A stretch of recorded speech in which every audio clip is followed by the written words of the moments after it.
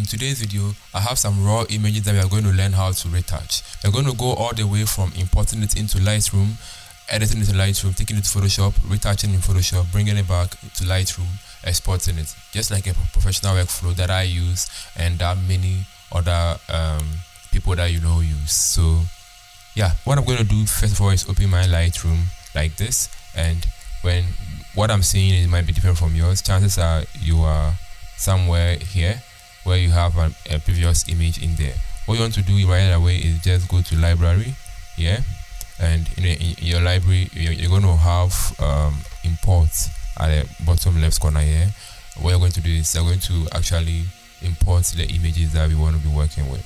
Alright, so here I have two images that I got from Dirty Studio Online, free. Giving a big shout out to them for making this possible. So once you drag them in here, I actually imported it. Alright, but there's also that option where you could literally just navigate your way by clicking all the way and locating the files here. But when I dragged it in here, what you realized was it actually selected Dirty Studio here, just like it's in the downloads folder here. So that actually works too. So once you have that, you can look at the bottom right corner here and you see what we have here, import, and I'm going to click on that. So my images are actually now imported here into what app is this again? Yeah, Lightroom. Remind me. Alright, so I'm going to go all the way to develop, and you're going to get to work quickly on this. I'm going to click on develop here, and that is where the magic starts to happen. So my images are obviously not in the normal orientation. So what I'm going to do quickly is I'm going to go all the way to the top here, and then here we have, edit file. I'm going to click on photo, and I'm going to click on rotate. Right, so I've literally rotated it. Right, so in here we have a very nice image. This is a photo shot with a Nikon camera. Nikon got me into the photography game, professional photography game actually.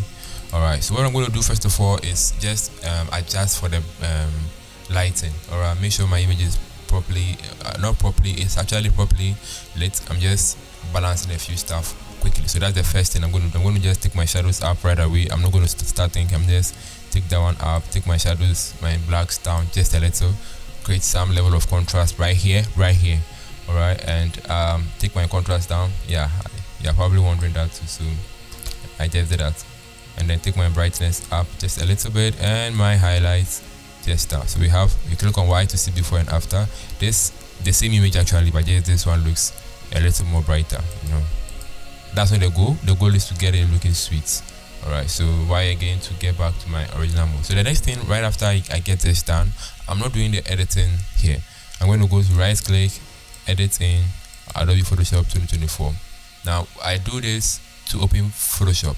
But when I'm actually working professionally with work, mostly all the time I have Photoshop rightly open, waiting to be. So we have our image right here opened and ready to go down in Photoshop. What I didn't tell you is that I have a free action pack that we are going to be using to edit this image. So click on the link below and download the action pack.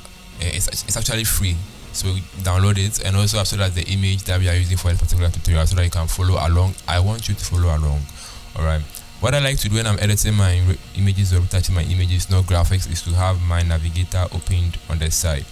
It allows me to be able to navigate on the image, like that. So I like to have that open on the side. If you don't have that, you can go to the top here, look for Windows, and then look for navigator. It's in alphabetical order, so N for navigator. You can have that, and then it will appear right here. You can drag it in here if it's not here. If it happens to come somewhere like this, just click and hold it and drag it to where you want it to be.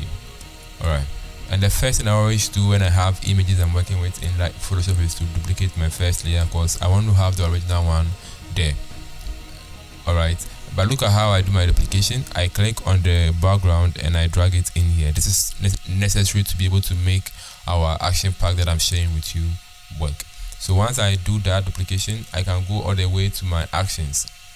Alright, so these are my actions. If you don't have the actions here, you can go to Windows and then look for actions, yeah. And if you have actions open like this, you will definitely need to have my actions in there. which chances are you don't have. So if you don't have that, you can click on the 3 dots here, and then and you can say load actions. So here you can navigate to your downloads wherever your actions were, and you can have your actions imported here in.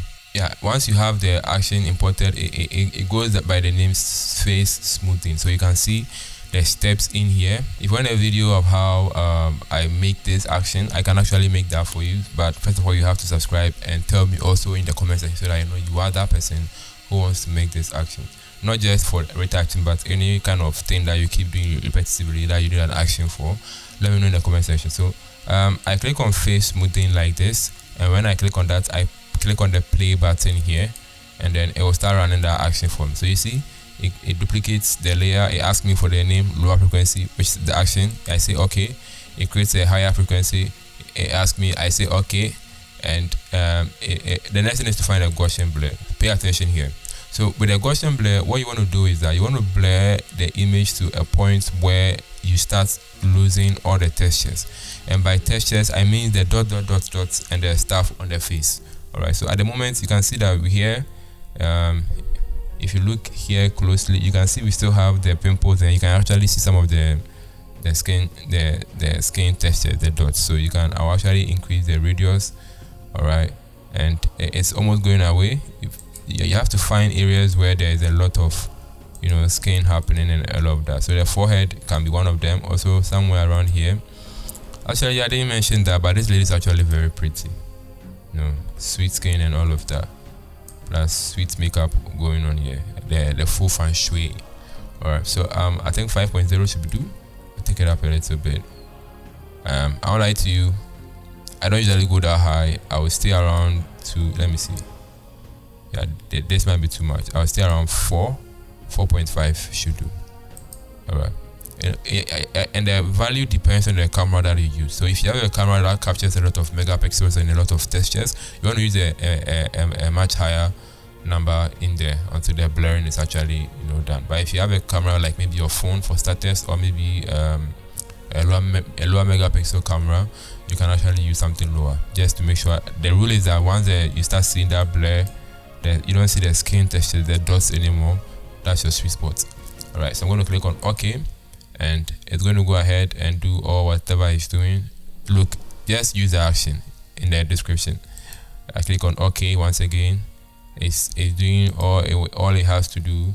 It's doing whatever it has to do. It's creating a black and white thing, and it's doing all of that. The black and white is actually very good if you are starting out, because it allows you to see where the shadows, highlights, and the midtones are.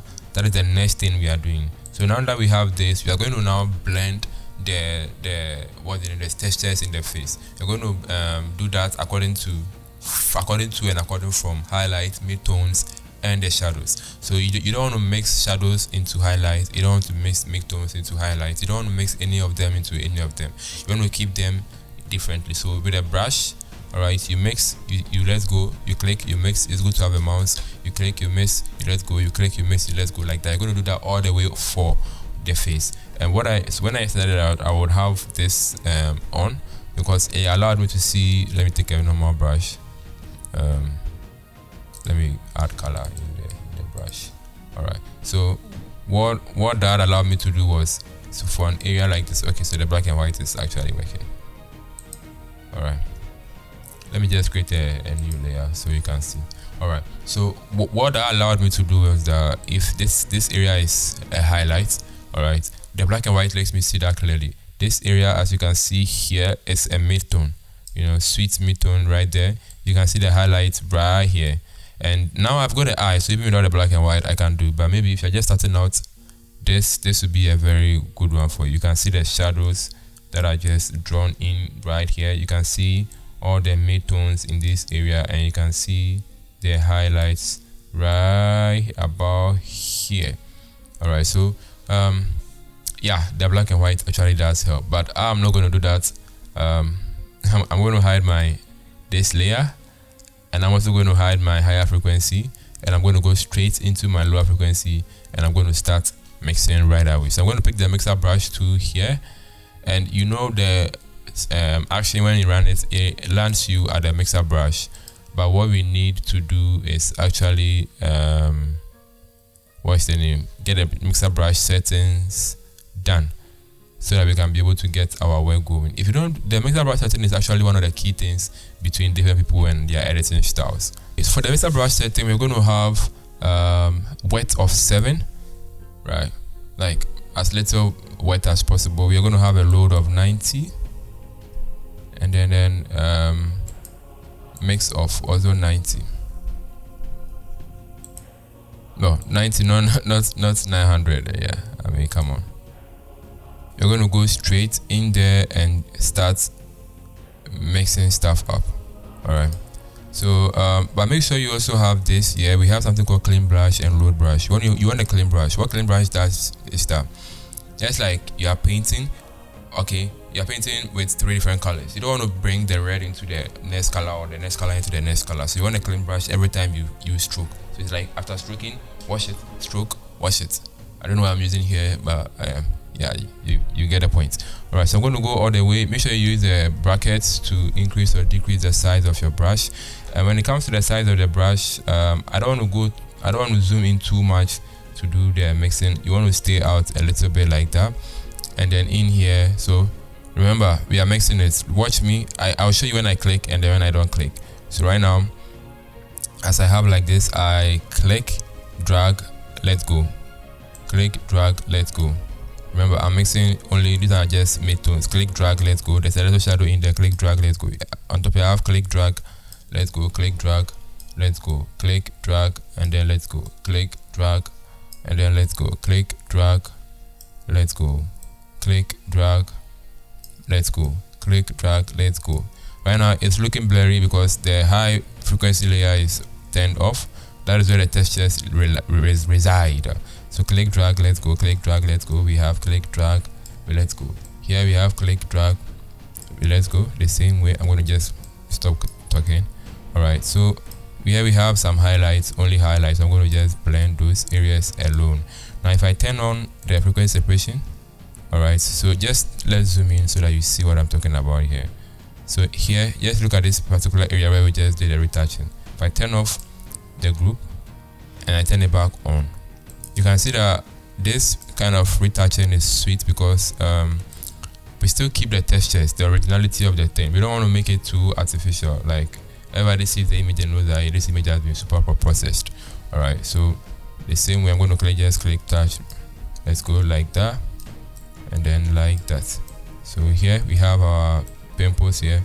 We're going to pretend as if there's nothing there and just keep smoothing stuff up, you know, just like we do it. All right, so I'm going that way, reduce my, and then keep, yeah, like that. Okay, so yeah, you see the pimples. What was the pimples? The blemishes. I think that's the official name. All right, so you can see the blemishes are still there, but hey, allow them to be there. We are not going for super smooth.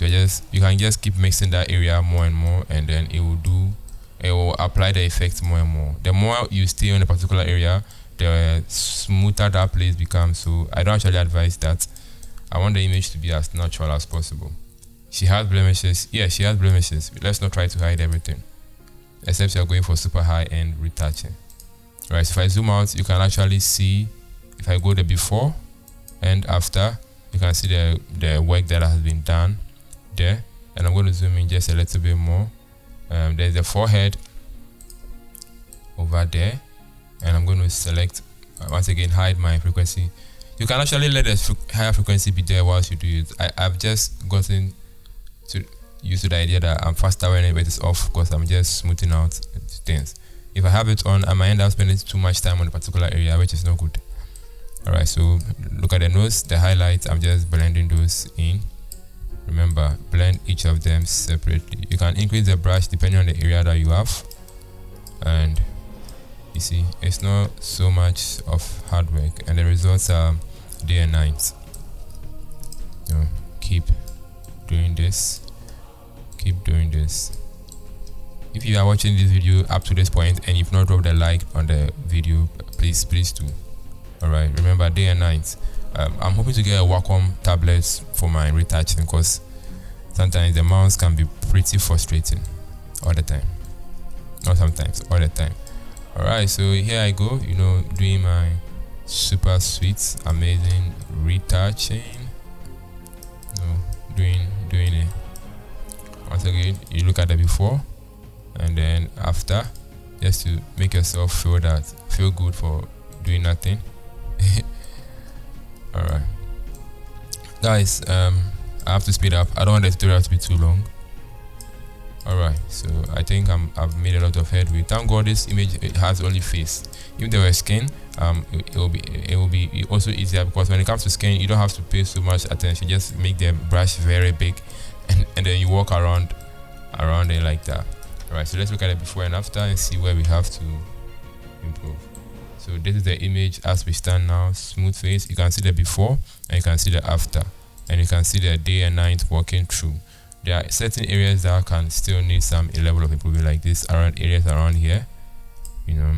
So my retouching is very subtle. I don't want it to be too in your face that this image has been clinically retouched. I have to use that word, clinically retouched, because that's how some of the work that I see there. If you are going for that, yes, we can do that. We can have set layers and layers of retouching. You retouch one, you retouch it again, 3 times. I mean 3 groups of you know, retouching down, just to make the image appear super bougie and all of that. So yeah, I have this quickly done, and when I'm done with the frequency separation, all right, the next thing I'm going to do right away is to take care of some of the eye, whitening the eye. What I want to do next is save this. So I press Ctrl W to quit, and it asks you, do you want to save the changes? I say yes. When you save it, it's going to save the changes into Lightroom. So it's going to close here, and then you go back to Lightroom to continue from wherever that you have. So if I have Lightroom opened, you can see, so now we have like a virtual copy. So this is the one that we just retouched, and this was the original one, and you can see the difference. If you can't see the difference, shame on you. So you can see, just look at this and then look at that, and you can see that we've done some amazing work right here. We went all the way from having this image here, not bad, to having this image